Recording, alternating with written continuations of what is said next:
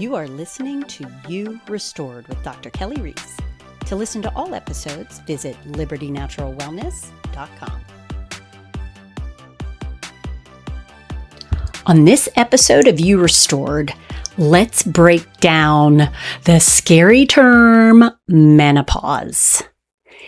It is so misunderstood. So many people think they understand it, but it is so misunderstood. I'm going to tell you just a little bit about my experience.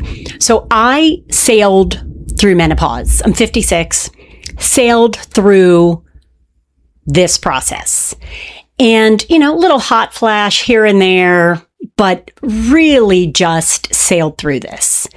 And I want to explain why that is. It's not because I'm perfect, not because I eat perfect and live a perfect life, but there are some foundational things that get missed all the time. And we need to talk about that. But the first thing that I want to talk about is what these terms mean. So the word menopause, women, everybody thinks that this is this, disorder. Number one, it's not a disorder at all. It is a transition that is normal in a woman's life. But menopause is a moment. It is literally the moment you go 1 year without bleeding. That moment is menopause. Before menopause, you have perimenopause, and that can go on 10, 15 plus years. After the moment that we know is menopause, it's post-menopause. So we get sold these supplements. It's honestly, menopause has become a sales pitch. And we're sold these supplements for menopause when really we need to be focusing on our entire reproductive lives, more in perimenopause, less about menopause, the moment. And really, we need to have done the work before we get to post-menopause, which is literally the moment after that 1 year, it's the rest of our lives. So it's very important to understand what we're talking about. We have the most leverage in perimenopause, the time leading up to that moment. We have a little less leverage post-menopause. Can be done, though. Absolutely can be done. So it's very important that we understand all of this. Now, we tend to think, and it's marketed big time, that it's an estrogen deficiency problem. We need estrogen in our bodies. Estrogen is crucial for reproductive years. It helps to mature the egg. It matures the lining of the uterus for implantation, conception. A spike in estrogen actually is a trigger for ovulation. Estrogen does protect the brain. Estrogen does protect the bones, protect cardiovascular health. But it's not the only thing. This is not a decrease in estrogen issue as far as everyone thinks that having no estrogen, all of a sudden you're just set up for disease. This is by nature. This is by design. Estrogen is supposed to go down. We are not without estrogen after menopause. We are in lower amounts on purpose. And the ovaries, which are responsible for releasing estrogen in reproductive years, they shut down in so many words. I always jokingly say that, the factory's closed. The ovaries shut down the estrogen production. But the adrenal glands and fat actually release small amounts of estrogen in the body. So we are not without estrogen postmenopausal. It is super important to remember that. Our goal isn't to recreate reproductive years, the level of estrogen in reproductive years after we pass through menopause. It's actually quite dangerous to recreate or artificially raise those levels back up to reproductive years. So this is not all about estrogen.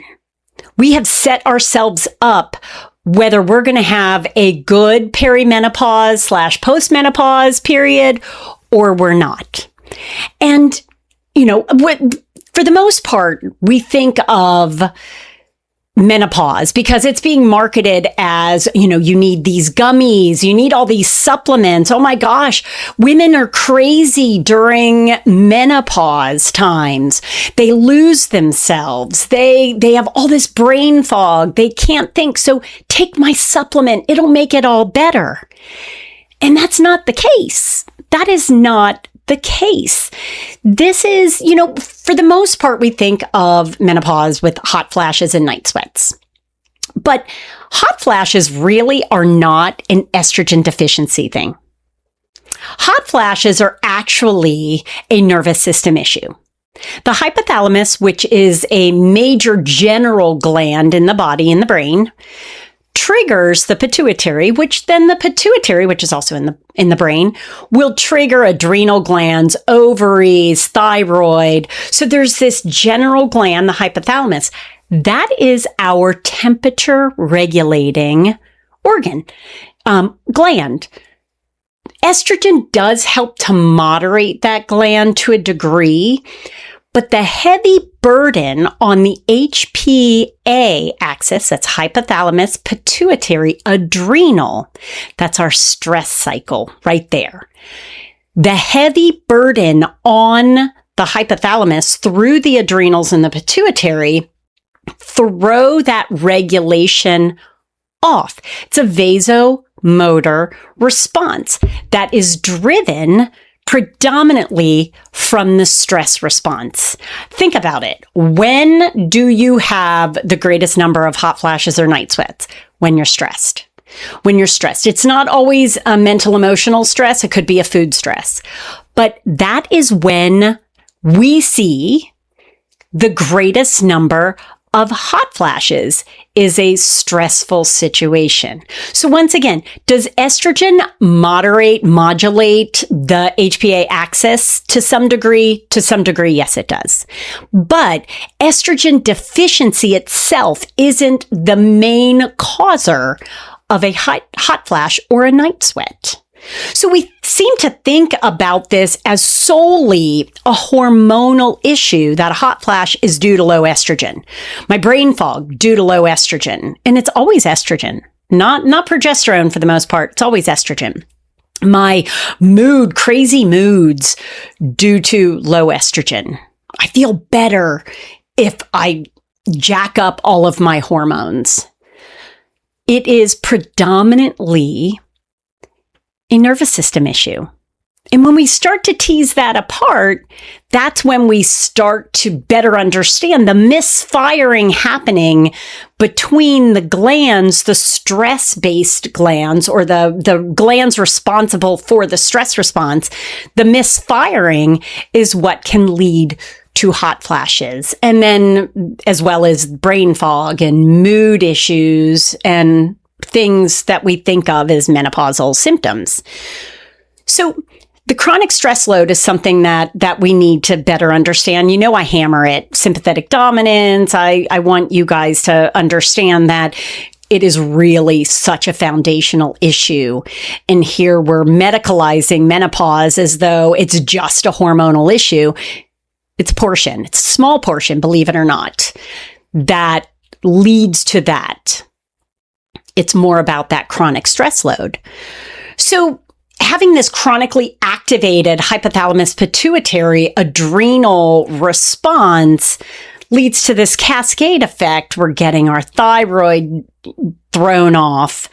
We're getting, a lot of women have joint pain. So we're getting inflammatory responses as well. And lo and behold, the gut plays a role. The gut plays a role in that food sensitivities actually do trigger vasomotor responses as well. We know they're going to trigger inflammatory issues. We know that the gut is going to trigger brain fog and all of that. But leaky gut, which I just talked about in episode 11, leaky gut plays an enormous response or factor in menopausal symptoms. If you are not processing nutrients properly and things are leaking through into the bloodstream, the immune system gets activated, that anything where the blood goes, it can be activated by proteins and bacterial particles getting that immune system super activated. And that's how we can see brain fog and mood issues and joint inflammation is leaky gut and its relationship to perimenopause issues, postmenopause issues.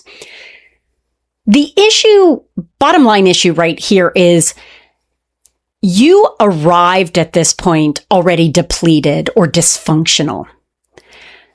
Menopause, perimenopause, postmenopause didn't cause these issues. It exposed these issues. You were building yourself up from that sympathetic dominance, rushing around, maybe not eating properly and not living your life in a balanced way prior to this period of perimenopause into menopause. You arrived here depleted. And as I said, menopause is just exposing the imbalance that's already been there. So taking a gummy, I was watching a show and I really detest the way menopause is sold as you're screwed.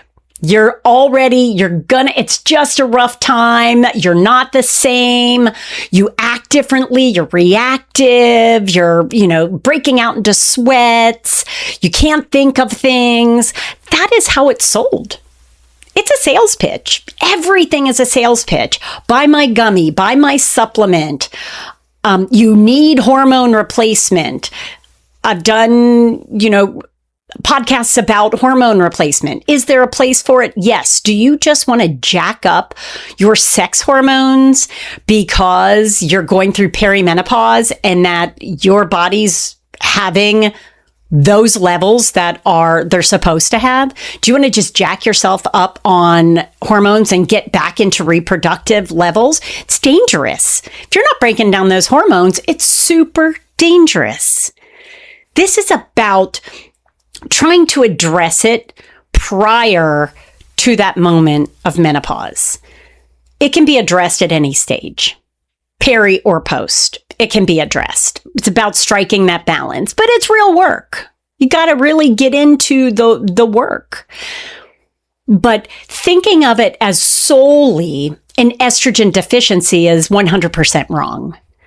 If there's any hormone that I've seen that can be more balancing, it's progesterone. I'm not saying run out and go be on progesterone, but it is much more balancing and calming than throwing estrogen. But women still come to me like, I need my hormones. I've got to have my hormones. I'm like, but you're in postmenopausal range as you should be at 65. You are balanced. Throwing hormones at you doesn't mean you're going to have better balance. It's just going to mean that you have elevated levels. What changes the outcome here? Some things that I think are super valuable in the perimenopausal phase, but like I said, anytime, weight training. Muscle is a metabolically active organ. It is absolutely involved in insulin resistance or not having insulin resistance. To have balanced metabolic health is top. Absolutely top.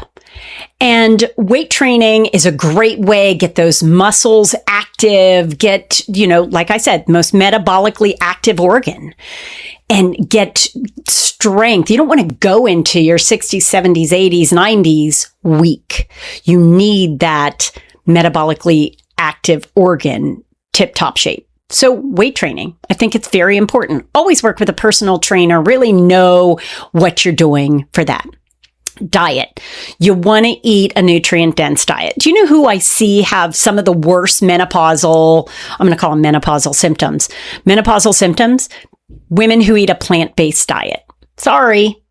Some of you aren't going to like me to say that. I don't care. It's true. Plant-based diet, even if it's not soy heavy or there's no soy, plant-based diet, women who eat a plant-based diet tend to struggle more than women who eat an animal-based diet. So sleep. Sleep is so important. Improving your sleep, understanding why you're not sleeping well. Maybe you're not falling asleep easily. Maybe you're waking up in the middle of the night. You're waking up exhausted. Improving sleep, better understanding all of the ins and outs of how to improve your sleep. And then gut health. The estrobolome, I've talked about it before. The estrobolome is a very specialized gut microbiome that's responsible for recycling or removing excess estrogen. So it keeps it really balanced to send it back into the bloodstream. That's in the gut. Estrogen management in the gut. Now, it's not that you just want super, super, super low estrogen. In postmenopause, women tend to think if I have normal postmenopausal levels of estrogen, my brain is screwed, my bones are screwed, cardiovascular health is screwed. And the bones, the heart, the brain are still getting the amounts of estrogen it needs in a balanced body. When things are balanced, still getting the amount it needs, its appropriate levels for that stage in life. So really, weight training, diet, gut health, and sleep, they're absolutely crucial to get a good balance there. Understanding your hormone levels, really important, but more important than sex hormones, stress hormones. Understanding that you need that to be really under control. And like I said, just think about when those hot flashes and night sweats are their worst, or brain fog, usually under stressful situations. We tend to think of it opposite. Well, I can't handle stressful situations because I have brain fog, but it's twisted. It's switched. The brain fog, all of that is happening because these symptoms of menopause are predominantly caused by the nervous system, and we've got to regulate that more than anything. So I really sailed through the perimenopausal years, and I've been postmenopausal for, quite a few years now. And, with an occasional hot flash, and I always go, I know exactly my diet's off. My stress is high. I always know what that is, why I'm having those moments. Correct that. Correct the symptoms. Pay very close attention to what you see that you're being marketed to, what supplements. Take these gummies, take this supplement, that we're supposed to feel crazy during the perimenopausal, postmenopausal years. It is not true. We've got to strike that balance. I'm Dr. Kelley. This is You Restored, and make sure that you get all of those things under control and in better balance.